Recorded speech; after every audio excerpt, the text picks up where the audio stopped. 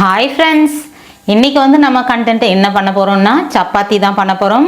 நம்ம ஹோட்டல் ஸ்டைலில் நல்ல டேஸ்ட்டாக நல்ல சாஃப்டாக எப்படி பண்ணுறது அப்படிங்கிறத பக்காவாக நம்ம அளவுகளோடு சொல்லியிருக்கிறோம். நிறைய டிப்ஸ் இதை சொல்லியிருக்கிறேன்.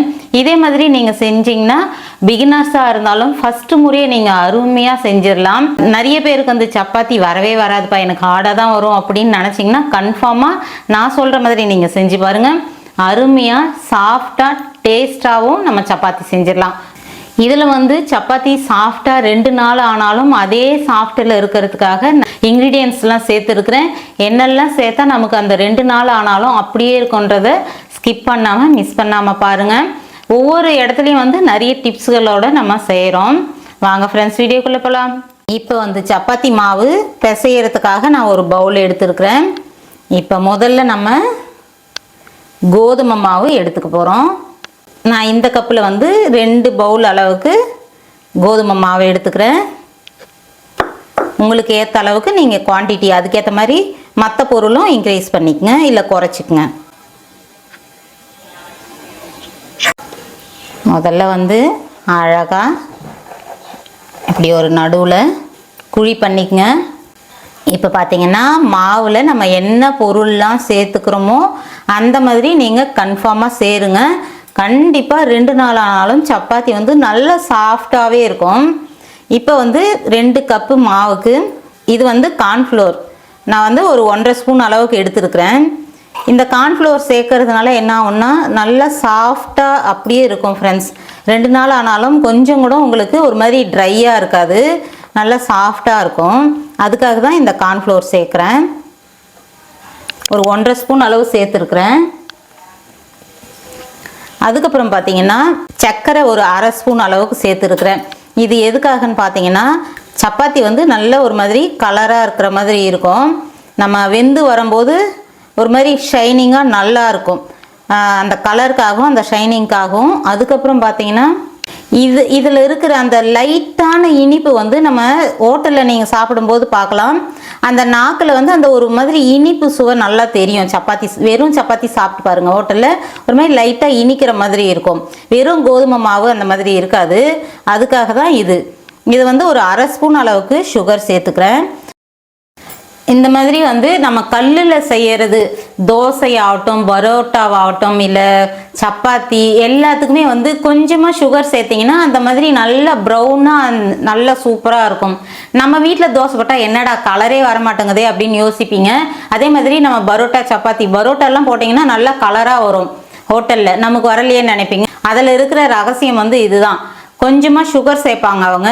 அந்த மாதிரி சேர்த்து பாருங்கள். தோசை மாவு ஆகட்டும் இல்லை பரோட்டாவுக்கு மாவு பிசைஞ்சிங்கனாலும் கொஞ்சமாக சுகர் சேர்த்து பண்ணிங்கன்னா சூப்பராக இருக்கும். இப்போ சுகர் அதுக்காக தான் நான் சேர்த்துருக்குறேன். ஃப்ரெண்ட்ஸ், இப்போ 1 ஸ்பூன் அளவுக்கு நான் எண்ணெய் சேர்த்துக்க போகிறேன். இந்த எண்ணெய் சன்ஃப்ளவர் ஆயில் மாதிரி எடுத்துட்டிங்கன்னா நல்லாயிருக்கும். எதுக்காக சொல்கிறேன்னா அந்த ஸ்மெல்லு இருக்காது சன்ஃப்ளவர் ஆயிலில், அதால் சேர்த்தோம்னா நல்லாயிருக்கும். நம்ம ஸ்வீட்டுங்க அதெல்லாம் செய்கிறதுக்கு கூட இந்த டிப்ஸ் நீங்கள் யூஸ் பண்ணி பாருங்கள். நார்மல் கடலை எண்ணெய் நல்லெண்ணெய் இதெல்லாம் யூஸ் பண்ணுறது பதிலுக்கு நம்ம சன்ஃப்ளவர்லாம் எடுத்துக்கிட்டோம்னா நெய் பதிலுக்கு சன்ஃப்ளவர் ஆயிலும் ஊற்றிக்கலாம். ஏன்னா இதில் எந்த ஸ்மெல்லும் இருக்காது. அதால் நெய்யே ஃபுல்லாக ஊற்றுறது பதிலுக்கு எண்ணெய் கொஞ்சம் ஆட் பண்ணிக்கலாம். அந்த மாதிரி ஸ்வீட் இதுக்கெல்லாம் சன்ஃப்ளவர் சேர்த்தா நல்லாயிருக்கும். இதில் என்ன மைனஸ் பாயிண்ட்டுன்னு பார்த்தீங்கன்னா நம்ம பலகாரம்லாம் செஞ்சு வைக்கும்போது சீக்கிரம் சிக்குவாடை வந்துடும் சன்ஃப்ளவர். அதுக்காக தான் நம்ம அவாய்ட் பண்ணுவோம். கொஞ்சமாக சீக்கிரம் காலி பண்ணுற மாதிரி இருந்தால் அந்த மாதிரி பண்ணிக்கலாம். இப்போ பார்த்தீங்கன்னா நான் இதெல்லாம் உடனே காலி பண்ணுறதுனால சன்ஃப்ளவர் ஆயில் ஊற்றிக்கிட்டேன். நீங்கள் சப்போஸ் இல்லைன்னா நார்மலாக நீங்கள் என்ன யூஸ் பண்ணுவீங்களோ அதை சேர்த்துக்கலாம். இந்த எண்ணெய் எதுக்காகன்னு பார்த்தீங்கன்னா அதே இதுக்கு தான் நல்லா சாஃப்டாக சூப்பராக வரும். நல்ல ஒரு மாதிரி ஷைனிங்காக இருக்கிற மாதிரி இருக்கும் சப்பாத்தி. அதுக்காக தான் நம்ம ஆயில் சேர்த்துருக்குறோம். இப்போ மாவுக்கு தேவையான அளவு உப்பு சேர்த்துடலாம். ஒரு 1/4 ஸ்பூனுக்கு உப்பு சேர்த்துருக்குறேன். இப்போ நெக்ஸ்ட் நம்ம இதில் என்ன சேர்க்க போகிறோம்னா இதுவும் ரொம்ப ரொம்ப முக்கியமானது தான். இதை சேர்க்கும் போது அதே சாஃப்ட்னஸ் இருக்கும். ஒரு மாதிரி நம்ம சப்பாத்தி நல்ல க்ரீமியாக அந்த க்ரீமி டேஸ்ட் கிடைக்கும், டேஸ்ட்டாக இருக்கும். அதுக்காக தான் நம்ம இதை சேர்க்க போகிறோம். என்னன்னு பார்த்தீங்கன்னா பால். இது காய்ச்சாத பால். சப்போஸ் நீங்கள் காய்ச்சி இருந்தீங்கன்னா ஆடை இல்லாமல் வடிகட்டி எடுத்துக்கங்க. நான் அந்த ஆடெல்லாம் இருக்கக்கூடாது, மாவு பிசையும் போது நமக்கு சப்பாத்தி திரட்டும் போதெல்லாம் ஆடை இருந்துச்சுன்னா நல்லா இருக்காது. அதுக்காக நான் காய்ச்சாத பால் எடுத்துருக்கிறேன். சப்போஸ் காய்ச்சி இருந்ததுன்னா பால் வடிகட்டிக்குங்க, ஆடை இல்லாமல் சேர்த்துக்குங்க. இப்போ வந்து நான் பால் சேர்த்துக்க போகிறேன். கொஞ்சம் இந்த பால் சேர்த்துட்டு பிசைஞ்சிட்டு அதுக்கப்புறம் வந்து தண்ணி ஆட் பண்ணிக்கலாம். இப்போ இதை நல்லா பிசைஞ்சிக்கலாம். இப்போ வந்து பார்த்திங்கன்னா நான் ஒரு 1/4 கப்பு அளவுக்கு பால் சேர்த்துக்கிறேன். மாவு பிசைகிறதுலையும் டிப்ஸ் இருக்குது ஃப்ரெண்ட்ஸ். மாவு வந்து நல்லா பதமாக பிசையணும். உங்களுக்கு ஒரு சந்தேகம் வரும், நம்ம தண்ணி பதிலுக்கு ஃபுல்லாக பால் ஊற்றியே பிசையலாமான்னு. பிசையலாம், இருந்தாலும் வந்து நம்ம தண்ணி கொஞ்சம் ஆட் பண்ணி பிசைஞ்சிக்கலாம். ரொம்ப ஒரு மாதிரி பால் வாடையும் நமக்கு இருக்கக்கூடாது. அதில் வந்து ஒரு 1/4 டம்ளர் அளவுக்கு பால் சேர்த்துட்டு இப்போ தேவையான அளவு தண்ணி சேர்த்துக்கலாம். இந்த மாவு பிசைகிறதுலையும் டிப்ஸ் நீங்கள் பார்த்துங்க. பிகினர்ஸாக இருந்துச்சுன்னா ரொம்ப யூஸ்ஃபுல்லாக இருக்கும். முதல்ல தண்ணி சேர்க்கும் போது நம்ம கொஞ்சம் எக்ஸ்ட்ரா கூட சேர்த்துடலாம். ஒரு 3/4 பதத்துக்கு நமக்கு பிசைஞ்சு வரும்போது அதுக்கப்புறம் கொஞ்சம் கொஞ்சமாக தண்ணி தெளித்து பக்குவமாக பிசைஞ்சிக்குங்க. இந்த மாவு கன்சிஸ்டன்சியும் ரொம்ப ரொம்ப முக்கியம். அதையும் நான் சொல்கிறேன். இப்போ நான் வந்து இந்த ஸ்டேஜ் தான் சொன்னேன். பாருங்கள், கொஞ்சம் மாவு ஈரமாகவும் இருக்கும், கொஞ்சம் ட்ரையாகவும் இருக்கும். இந்த ஸ்டேஜில் வந்து டக்குன்னு தண்ணி ஊற்றிடாதீங்க. இந்த டைமில் வந்து கொஞ்சம் கொஞ்சமாக தண்ணி ஊற்றி நம்ம வேணுன்ற மாவு அந்த கன்சிஸ்டன்சிக்கு அதுக்கேற்ற மாதிரி கொஞ்சம் கொஞ்சமாக தண்ணி விட்டு பிசைஞ்சிக்கங்க. பார்த்திங்கன்னா கொஞ்சம் இந்த மாதிரி நல்லா பிசைஞ்சு விடலாம்.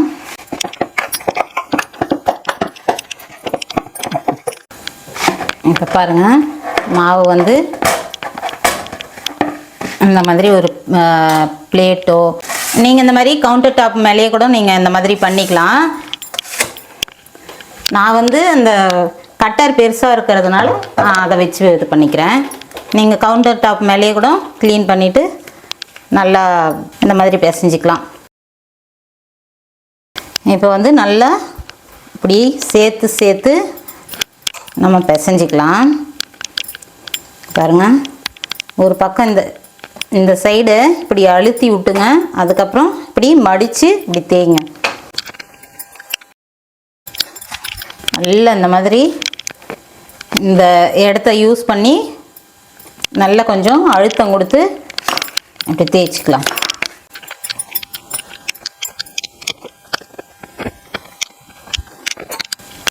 இப்படி அழுத்தம் கொடுத்து ஒரு 2 நிமிஷம் தேய்ச்சிங்கன்னா மாவு நல்லா வந்து பதமாக வந்துடும். அதுக்காக தான். கையில் ஒட்டுச்சுன்னா கொஞ்சம் ஆயில் சேர்த்து கூட நீங்கள் சேர்த்திடுங்க. இப்படி பண்ணிவிட்டு இந்த லாஸ்ட்டு பகுதி இப்படி சேர்த்து அப்படி பண்ணுங்க. இப்படி ப்ரெஸ் பண்ணுங்க. அதுக்கப்புறம் இந்த பக்கம் இருக்கிற மாவை அதோடு சேர்த்து அப்படியே தேய்ச்சி விடுங்க. அதுக்கப்புறம் இந்த பக்கங்கிற மாவை சேர்த்து அப்படியே ப்ரெஸ் பண்ணுங்க.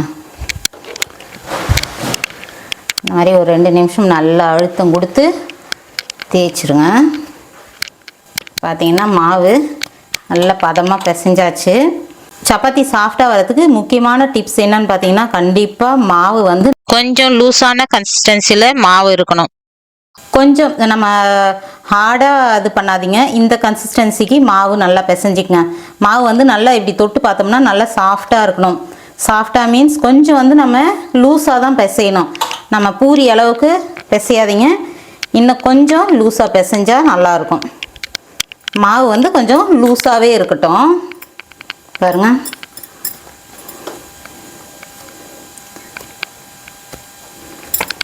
முக்கியமாக பார்க்கணுன்னா நம்ம கரெக்டான அளவு தண்ணி ஊற்றி பிசைஞ்சிடணும். மாவு நல்லா இந்த அளவுக்கு லூஸான கன்சிஸ்டன்சிக்கு நம்ம பிசைஞ்சாச்சு. இதை எடுத்து நம்ம பவுலில் வச்சிடலாம். வச்சுட்டு கொஞ்சமாக ஆயில் இது மேலே சேர்த்திட்டு ஈரம் பண்ணியாவது காட்டன் கிளாத்து போடலாம். இல்லை வந்து ஒரு பிளேட்டு நல்லா உட்கார்ற மாதிரி பிளேட்டு மூடி வைங்க. இந்த ஸ்டெப் எதுக்குன்னு பார்த்தீங்கன்னா, மாவு காயாமல் இருக்கணும், நல்லா வந்து ஊறணும்.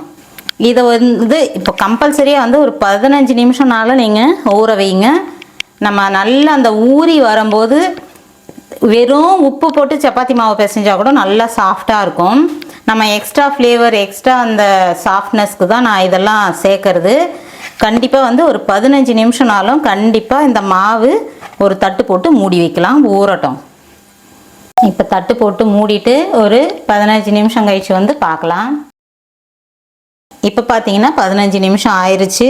15 நிமிஷம் இந்த மாதிரி நம்ம இந்த ஸ்டெப் பண்ணுறதுனால என்ன ஆகும்னா, மாவு பாருங்கள் எவ்வளோ சாஃப்ட் ஆயிடுச்சு பாருங்கள். நான் லாஸ்ட்டாக அழுத்தி காட்டுறதுக்கும் இதுக்கும் நல்ல டிஃப்ரெண்ட் இருக்கும். எவ்வளோ சாஃப்டாக ஆயிடுச்சு பாருங்கள் சப்பாத்தி மாவு. நல்ல ஈவனாக அந்த ஈரத்தை நல்லா அப்சர்வ் பண்ணிவிட்டு நல்ல ஒரு மாதிரி ஊறிடும். அதுக்கப்புறம் வந்து அந்த 15 நிமிஷம் நம்ம ஊற வைக்கிறதுனால ரொம்ப சாஃப்டாக ஆகிடும். சப்பாத்தி பண்ணும்போது நல்ல சாஃப்டாக கிடைக்கும். இப்போ வந்து இதை அப்படியே எடுத்து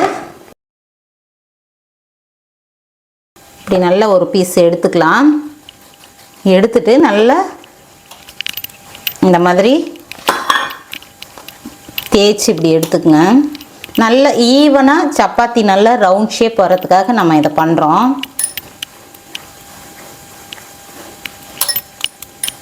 நல்லா இந்த ஓரத்தில் இப்படி பண்ணிக்கலாம். இப்போ உங்களுக்கு ரொம்ப சின்ன சின்ன சப்பாத்தி வேணும்னா கொஞ்சம் கொஞ்சம் மாவு சின்ன சின்னதாக போட்டுக்கங்க. மீடியம் சைஸ் அளவுக்கு நான் போடுறேன். இதை வந்து அழகாக இப்படி எடுத்துக்கலாம். அப்படி ஒரு உருட்டிட்டு நம்ம கரெக்டாக அந்த ரவுண்ட் ஷேப்புக்கு வந்துடும். மாவு திரட்டுறதுக்கு வந்து நல்லா ரவுண்டாக வரும். இப்போ இந்த மாவுலாம் இப்படி எடுத்து வச்சிடலாம்.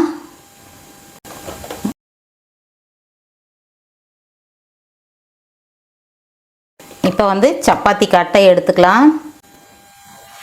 நம்ம எண்ணெய் விட மாவு போட்டு தேய்க்கும் போது நல்லா வந்து ஃப்ரீயாக சப்பாத்தி திரட்டலாம்.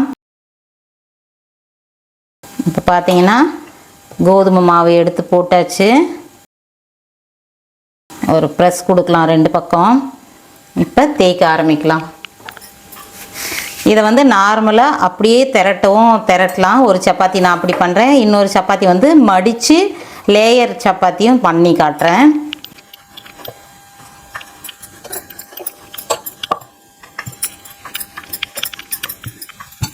நல்ல மாவு பாருங்கள் எவ்வளோ அழகாக அந்த பதம் சூப்பராக இருக்குது. அதை நம்ம ஒரு 15 நிமிஷம் நல்லா ஊற வைக்கவும் மாவு அவ்வளோ சாஃப்டாக சூப்பராக இருக்குது. அதுக்கு வந்து நான் சப்பாத்தி தேய்ச்சிக்கிறேன்.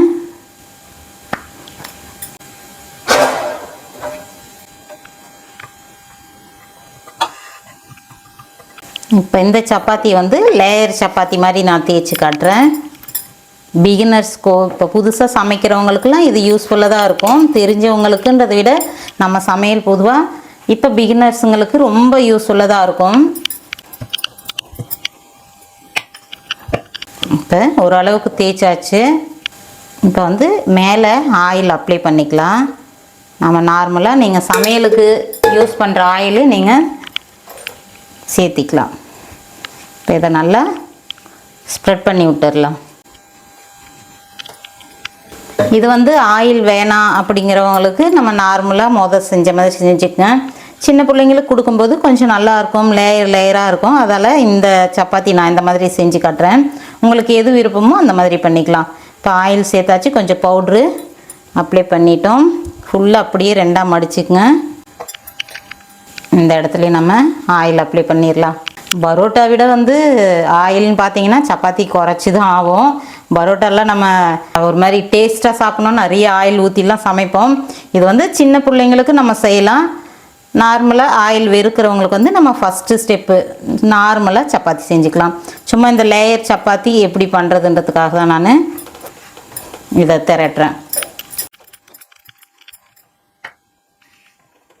இந்த லேயர் சப்பாத்தி வந்து சூப்பராக இருக்கும் ஃப்ரெண்ட்ஸ். பசங்க விரும்பி அது ஒரு மாதிரி லேயராக வரும்போது அவங்களுக்கு ஒரு மாதிரி விரும்பி சாப்பிடுவாங்க. பார்க்குறதுக்கு அவங்களுக்கு நல்லாயிருக்கும். நான் பொதுவாக வந்து பசங்களுக்கு இந்த மாதிரி போட்டு கொடுத்துருவேன். எனக்கு கௌசியப்பாவுக்கு மட்டும் நார்மல் சப்பாத்தி போட்டுக்குவேன். இதுலேயே கூட நம்ம ஆயில் பதிலுக்கு நீங்கள் நெய் சேர்த்துக்கலாம். சின்ன குழந்தைங்களுக்குன்னும் போது ஒரு பிரச்சனையும் இல்லை. நம்ம நெய் சேர்த்தாலும் சரி ஆயில் சேர்த்தாலும் கொஞ்சம் நம்ம ஒரு குறிப்பிட்ட ஏஜுக்கு அப்புறம் நம்ம ஆயில் வேணாம் அப்படிங்கிறவங்க வந்து நம்ம நார்மலாக செஞ்சுக்கலாம். பாருங்கள், இதே மாதிரி வந்து இந்த ரெண்டையும் போட்டுக்கலாம். இப்போ பார்த்தீங்கன்னா 2 சப்பாத்தி நான் போட்டு காட்டுறேன். லேயர் சப்பாத்தியும் இந்த சப்பாத்தியும் போட்டு காட்டுறேன் பாருங்கள். கல் வந்து அடுப்பு மேலே வச்சாச்சு. ஃப்ரெண்ட்ஸ், முக்கியமான டிப்ஸ் என்னன்னு பார்த்தீங்கன்னா, கல் வந்து நம்ம சப்பாத்தி போடும்போது நல்லா காஞ்சி இருக்கணும். புகை வருது பாருங்கள், அந்த அளவுக்கு நல்லா காஞ்சி இருக்கணும். கல் வந்து கொஞ்சமாக காயும் போதே நீங்கள் போட்டுட்டிங்கன்னா கன்ஃபார்மாக வந்து சப்பாத்தி ஹார்டாக தான் வரும். இப்போ வந்து நான் போட்டுக்கிறேன். அதே மாதிரி போடும்போது சுதுக்கம் இல்லாமல் நல்லா போட்டு விடுங்க. சப்பாத்தி முக்கியமாக திருப்பி திருப்பி போட்டுகிட்டே இருக்கக்கூடாது ஃப்ரெண்ட்ஸ். அந்த மாதிரி போட்டிங்கனாலே ஹார்ட் ஆயிரும். கரெக்டாக ஒரு 3 முறை இல்லை 4 முறை அந்த அதுக்கு மேலே நம்ம திருப்பவே கூடாது. ஒரு 3 முறை தான் சப்பாத்தி திருப்புவேன் நான். இப்போ பாருங்கள், இப்போ வந்து கல் நல்லா சூடு ஏறிடுச்சு. இப்போ போட்டிருக்கிறோம். நான் ஒவ்வொரு ஸ்டெப்பாக சொல்கிறேன், அதே மாதிரி நீங்கள் போடுங்க. பிகினர்ஸாக இருந்தாலும் உங்களுக்கு கன்ஃபார்மாக சாஃப்டாக வரும். இந்த மாதிரி கொஞ்சம் பபிள் மாதிரி தூக்கி வருது பாருங்கள். இந்த டைமில் நம்ம மேலே ஆயில் அப்ளை பண்ணிடணும். உங்களுக்கு ஆயில் வேணான்னா இந்த ஸ்டெப் விட்ருங்க, ஆயில் சேர்க்க வேணாம். ஆயில் இந்த டைமில் தான் நம்ம சேர்க்கணும். இந்த மாதிரி நல்லா எழும்பும்போது ஆயில் சேர்த்துட்டு இப்போ திருப்பி போடுறோம். இப்போ இந்த பக்கம் நம்ம ஆயில் சேர்த்துடலாம். உங்களுக்கு நெய் வேணும்னாலும் நெய் அப்ளை பண்ணிக்கங்க, இல்லை பட்டர் பிடிக்கும்னாலும் பட்டர் அப்ளை பண்ணிக்கலாம்.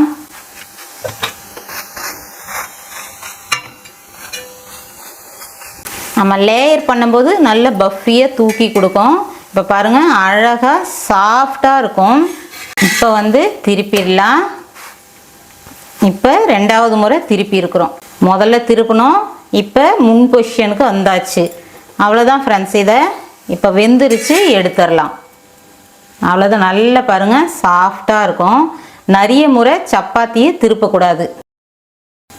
இப்போ வந்து லேயர் சப்பாத்தி போட்டுக்கலாம்.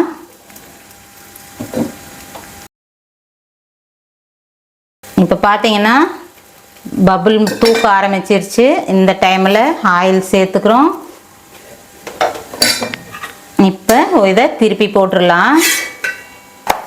இந்த மாதிரி லேயர் சப்பாத்தின்னும் போது பாருங்கள், நல்ல பஃபியாக சூப்பராக இருக்கும். இந்த மாதிரி வந்தால் தான் சாஃப்டாக இருக்கும்னு இல்லை ஃப்ரெண்ட்ஸ். நான் வந்து இந்த சப்பாத்தி நான் கிள்ளி காட்டுறேன் பாருங்கள், சூப்பர் சாஃப்டாக இருக்கும். ஹோட்டல்லாம் செய்கிறது வந்து இந்த மாதிரி சப்பாத்தி தான்.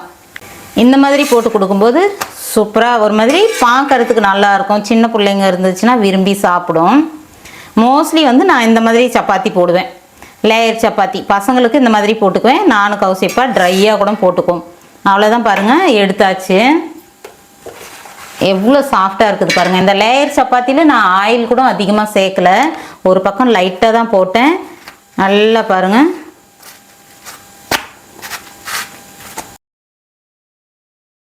ஃப்ரெண்ட்ஸ், இப்போ வந்து நம்ம ஹோட்டலில் போடுற சப்பாத்தி இப்படி தான் பண்ணுவாங்க. கரெக்டாக 3 முறை திருப்புங்க. நல்லா வந்து பாருங்கள், சாஃப்டாக இருக்கும். 2 நாள் ஆனாலும் இதே மாதிரி இருக்கும் ஃப்ரெண்ட்ஸ். நான் ஒன்று கிள்ளி காட்டுறேன் பாருங்கள். சும்மா அப்படி கை வைக்கும், அப்படி பிரியுது பாருங்கள். நான் ரொம்ப ப்ரெஸ் பண்ண கூட இல்லை. இங்கே பாருங்கள், அவ்வளோ சாஃப்டாக இருக்கும். கண்டிப்பாக இந்த மாதிரி நான் சொன்ன டிப்ஸுங்களோட நீங்கள் செஞ்சு பாருங்கள். பிகினர்ஸாக இருந்தாலும் சூப்பராக முறையே உங்களுக்கு நல்ல சாஃப்டான சப்பாத்தி நீங்களும் செய்வீங்க. இப்போ பாருங்கள், இது வந்து லேயர் சப்பாத்தி. இதுவும் பாருங்கள், லேயராக வரும். எத்தனை லேயர் இருக்குது பாருங்கள்.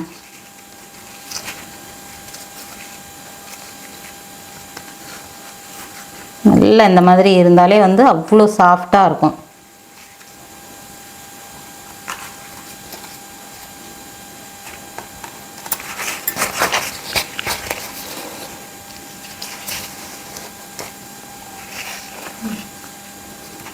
ஃப்ரெண்ட்ஸ், இப்போ வந்து நம்ம சாஃப்டான சப்பாத்தி எப்படி பண்ணோம், எதெல்லாம் வச்சு பண்ணோம், எந்த மாதிரி எதெல்லாம் சேர்த்தா நல்லா சாஃப்டாக 2 நாள் ஆனாலும் இருக்குன்றதெல்லாம் நீங்கள் பக்காவாக பார்த்துருப்பீங்க.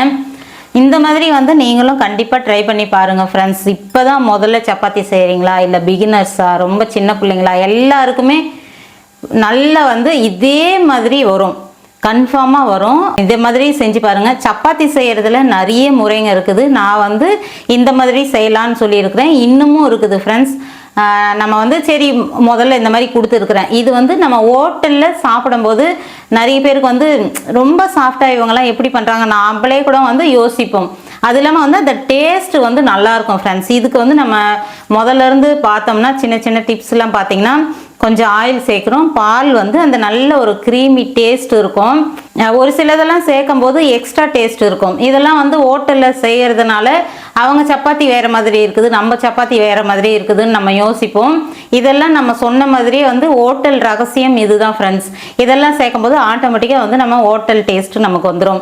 அந்த கொஞ்சம் சுகர் சேருங்க, இந்த பால் சேருங்க, இந்த மாதிரிலாம் சேர்க்கும் போது வந்து அந்த சாஃப்டாகவும் இருக்கும், அந்த டேஸ்ட்டும் நமக்கு 100% வந்து ஹோட்டல் மாதிரி கிடைக்கும். இந்த ரகசியம் தான் ஃப்ரெண்ட்ஸ். இதை புரிஞ்சுக்கிட்டோம்னா நம்மளும் ஹோட்டலில் என்ன இருக்குது அதுக்கு மேலேயே நம்மளால் செய்ய முடியும். இதெல்லாம் வந்து கண்டிப்பாக உங்களுக்கு யூஸ்ஃபுல்லாக தான் இருக்கும்னு நினைக்கிறேன். நீங்களும் ட்ரை பண்ணிவிட்டு கமெண்ட் பண்ணுங்கள். அது இல்லாமல் வந்து இப்போ பார்க்கும்போதே எம்மியாக உங்களுக்கு தோணுச்சுன்னா நம்மளாலேயும் முடியும் அப்படிங்கிற ஒரு கான்ஃபிடென்ட் உங்களுக்கு வந்துச்சுன்னா உடனே லைக் போடுங்க, ஷேர் பண்ணுங்கள் ஃப்ரெண்ட்ஸ். இந்த மாதிரி வீடியோ வந்து வித்தியாசமான வீடியோலாம் வந்துகிட்டே இருக்கும். எல்லாத்தையும் பார்க்கும்போது உங்களுக்கு யூஸ்ஃபுல்லாக தான் இருக்கும்னு நம்புகிறோம். ஓகே ஃப்ரெண்ட்ஸ், அடுத்த ஒரு நல்ல வீடியோவில் பார்க்கலாம். இந்த வீடியோ பிடிச்சிருந்தா முதல்ல லைக்கு, ஷேர், கமெண்ட்டு, அதுக்கப்புறம் நம்ம சேனலை சப்ஸ்கிரைப் பண்ணி வச்சுக்கோங்க. இந்த மாதிரி வந்து வீடியோ பார்க்கணும்ல. அடுத்த ஒரு நல்ல வீடியோவில் பார்க்கலாம். பாய்.